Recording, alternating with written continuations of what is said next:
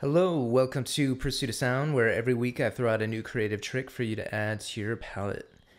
I'm continuing my multi-tap delay theme from last week, and last week's video is going to be linked below in the description.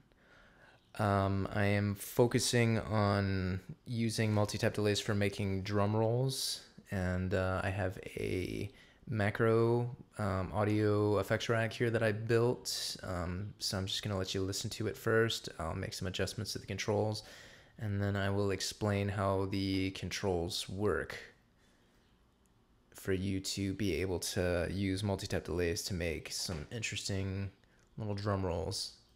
So basically I just have a rim shot here, which is feeding into the delay, and I'll let you hear it.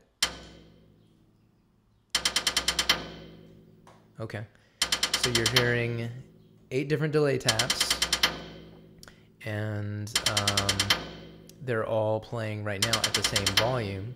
But if I adjust the change volume here,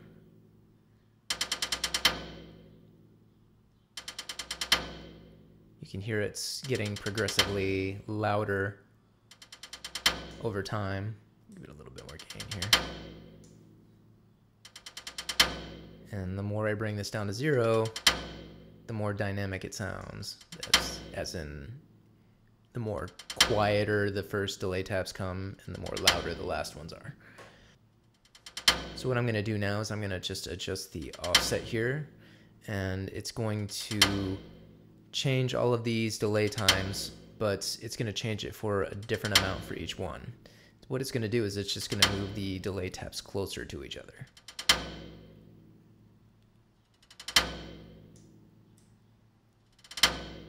So you get tighter drum rolls.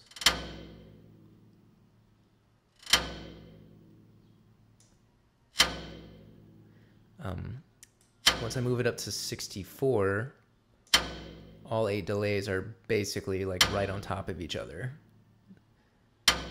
And once I move it past 64, they start to separate again, but they go the other way. So now instead of it going quiet to loud, it's going loud to quiet, basically the same way that a regular delay would. I like it better this way though, because you know, there's no possible way to get this kind of effect with just a single delay, whereas with this one you could do with just a regular delay, fast delay with a little bit of feedback.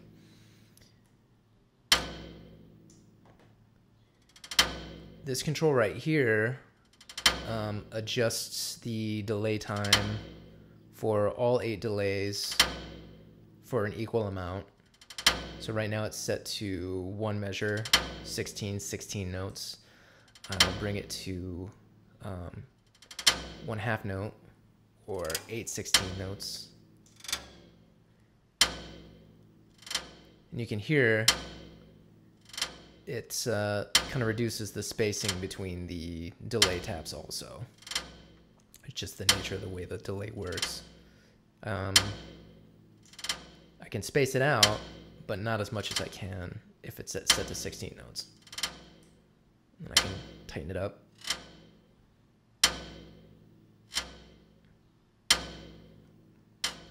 Or make it move the opposite way, the way that I was doing before. All right, now I'm just going to show you how I set the controls the way that I did. Okay, obviously a lot to see here, so it might look a little bit confusing. All of these controls right here, set to the 16th delay 16th delay knob right here, they're all the same. It's basically just adjusting each delay tap an equal amount between 1 and 16. The chain volume control right here, what it's doing is it's adjusting each delay tap volume for a different amount for each one, but it's doing it in a way that's like mathematically relative. So like when they're maxed out, they all go up to 0 decibels. As you can see here. So these are all set to 0 decibels. And then when I adjust it this way, you can see it's kind of making it into like more of a ramp. And because the reason why it works that way is so the eighth tap is set between 0 decibels and 8, and then the seventh is set to 0 and 16, 0 and 24. So each of these is offset by 8 decibels. So when I play this and I have this set to 0, each delay tap is 8 decibels apart. When I move it up halfway, now they're all, so that's 64. Now they're all 4 decibels apart. It's a little harder to hear that though. Give it a little bit more offset. There you go. And when I set it all the way up, they're all the same exact volume. Okay.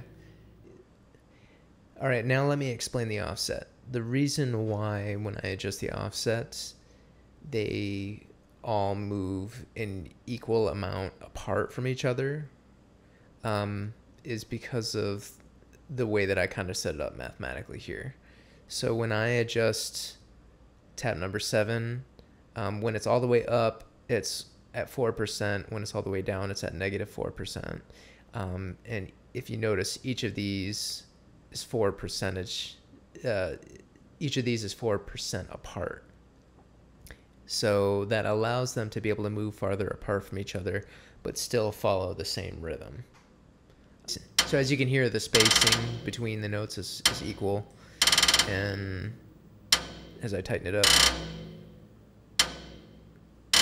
they always follow the same kind of rhythm. It just gets faster.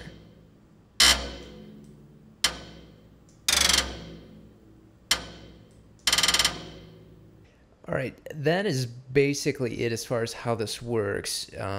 I find it useful for like drum patterns, sometimes synthesizers. Occasionally I might use it on a vocal.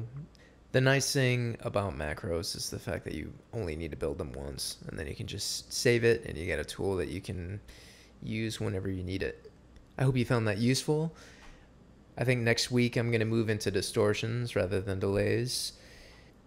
So keep an eye out for that. If you like this video, press like and subscribe. And I hope to put out new videos every week on different topics.